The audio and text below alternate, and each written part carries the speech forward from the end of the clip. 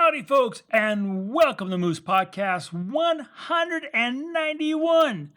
Happy Monday to you. Hey, thanks for making my week really so full. And, you guys are just, I can't say it often enough, sincerely enough, you guys just rock.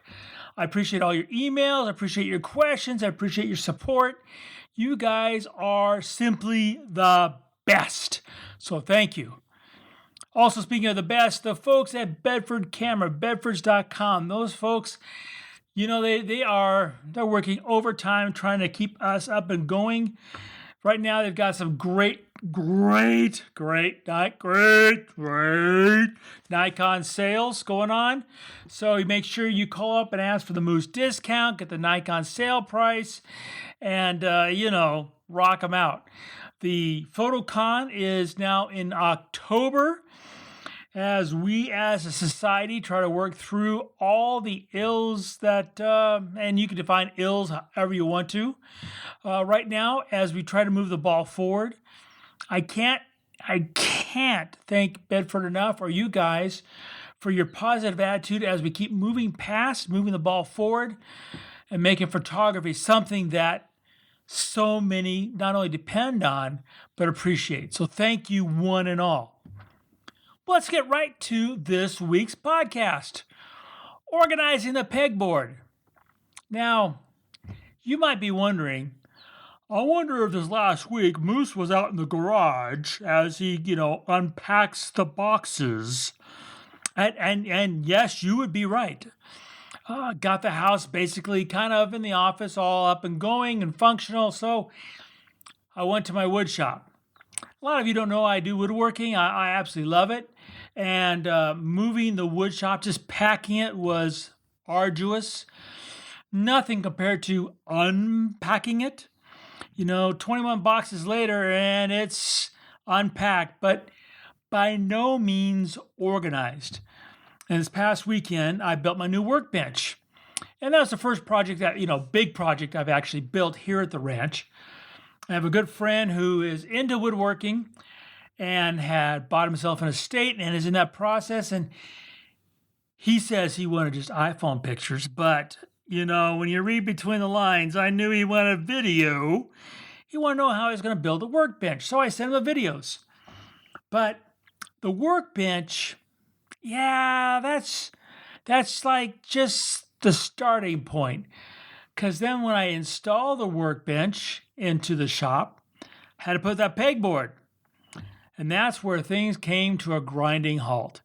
Because, you have pliers and hammers and clamps and tape and wire and glue and staples and chisels. And it's like, how am I going to organize this pegboard so when I come out to do my thing in the wood shop, it's fun, it's easy. It's like, here's my tool, I can do this, make that, boom. So my two friends who I shared my video with were impressed that for $139 in 3 hours time, I had this big old rock solid workbench. And I started thinking about it as I'm, mounting the pegboard on the wall, which is the first part of the process. How am I going to organize the pegboard to find the tools I need to be creative with wood? And then my mind said, it's not any different than how am I going to organize the new office, because it's totally different from what we had. So I can find the photographic tools that I need to go out and shoot. So for example, right, we got here, and for the life of me, I couldn't find my Zanelli gimbal head. I could not find it. I'm sitting there trying to shoot, and I don't have that head. I'm looking. Of course, it's the last place I look, or the first place, however you want to go with that phrase. And it was obviously logical once I found it there, because I said, oh yeah, I remember thinking when I put it there, thinking this, so when I got here, I would find it. But of course, I forgot what I was thinking back then to find it now. But to get to the point, how do you organize that pegboard? Or more importantly, how do you organize your photography? Not only just your camera bag, not only just the locker, where you store your gear, but also between your ears. How do you organize all of that so when you need a tool, you can find it? And then as you go about being creative, there's no sweat. It's all fun. There's no challenge. It's just a great time. How do you go about doing that? Well, that's what I want to talk about. Now, I can, of course, again, only talk about my experiences, but let me give you some basic ideas. And some of this you will find on the website. And the website, believe it or not, is really organized a lot like what I'm going to talk about.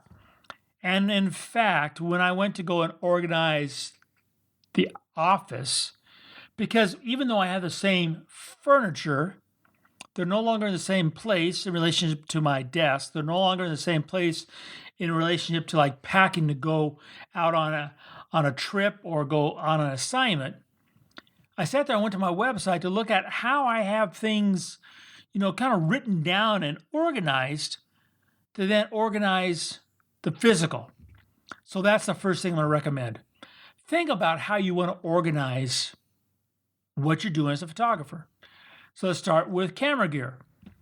Now, if you're diverse like I am and you do critters, aviation, and landscape, while those same, in my case, those three genres, I'm all using Nikon gear, I'm not using the exact same gear or set of gear for each kit for those. So I went and looked at how I have that organized. And then there's things like my flash work. I've got the small flash, the SP5000s. Then I've got the B2s, the middle size, and I got the big bad guys, the B1s.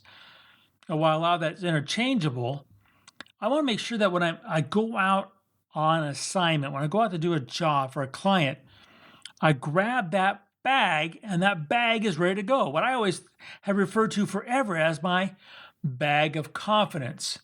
So when it comes to organizing that pegboard, I want to organize in such a way that I know that that organization will give me confidence that the tools will be there where I need them and in plain sight. Because if you're like me, out of sight, out of mind, right? And I more times in the past, I would take off because I didn't see something, I wouldn't have it.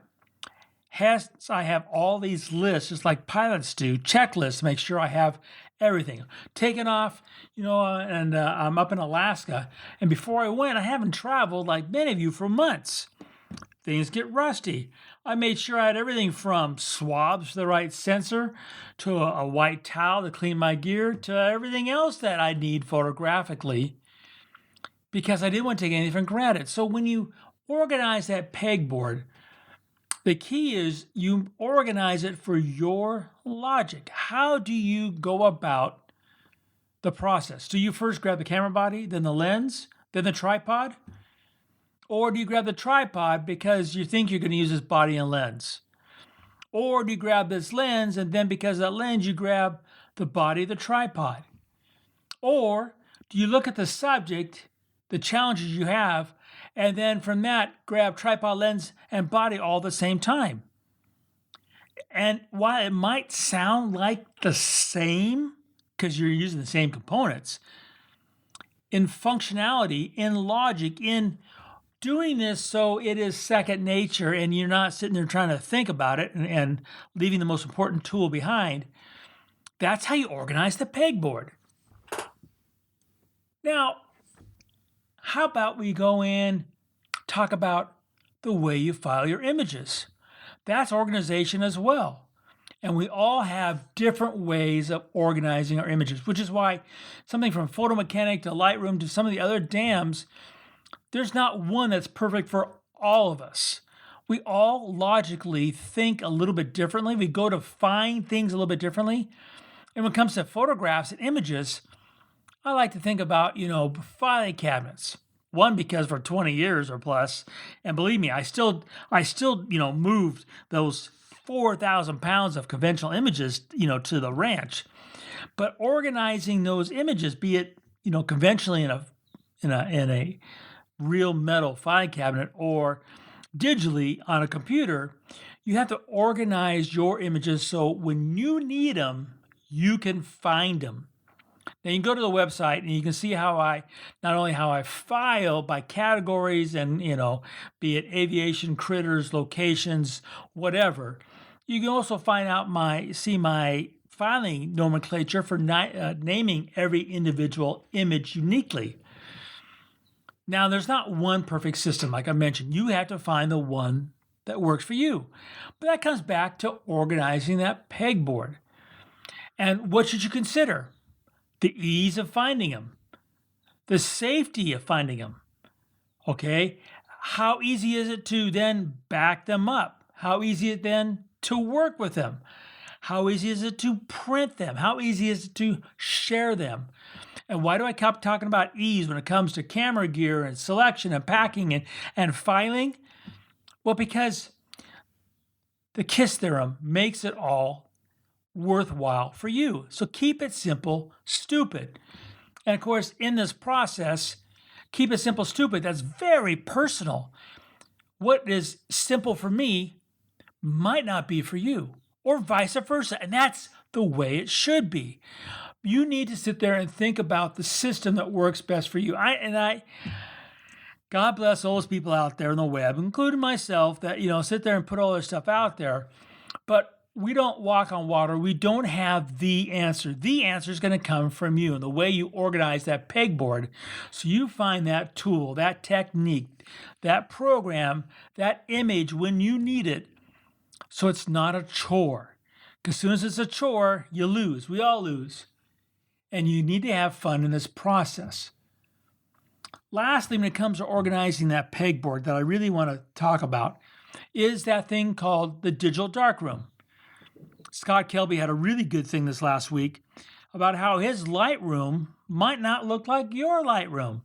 And there's lots of reasons.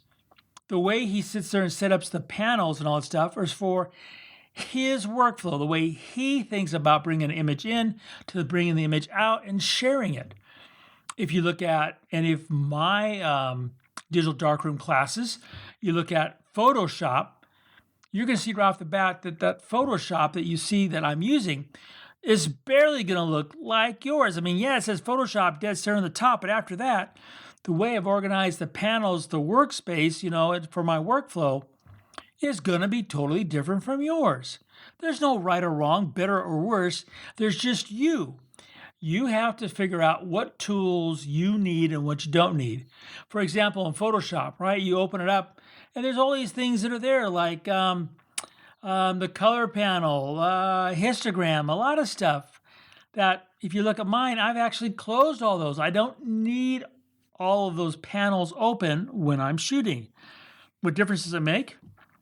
I don't know about you, but my mind gets cluttered pretty fast. I mean, more often than not, I know I'm going to go out my office door because I need to go do something. And I'm going to walk out that office door, and within 5 seconds, I'm going to go, what was I going to do? What was I needing? And then I have to walk back into the office. I go, oh yeah, that's what I wanted to go do or go need or go find or go grab. The less I see, the less this little mind of mine gets off on these tangents and I forget the actual purpose of what I was going to go do. Same with Photoshop, same with the camera gear, same with the locker. When you keep it simple, stupid, and you organize that pegboard so the tools that you need, so different from the tools you want, the tools you have. When you use the tools you need, that familiarity brings comfort, and that comfort brings fun, and that fun brings, yes, great photographs. That's the whole point. You need to make it yours. Organize that pegboard so you find the tools you need when you want them, so your mind can be nothing but free to be creative, and in that, you will become a better photographer over and over and over again. I trust you're going to have a great week, that you and yours are going to stay safe in every way that that word means today in this world. Stay safe and healthy. Voice your opinion, because it is your opinion, right or wrong. It's your belief. Don't be afraid to voice it. And do that with your photographs. Remember that every time you go click, make it your story.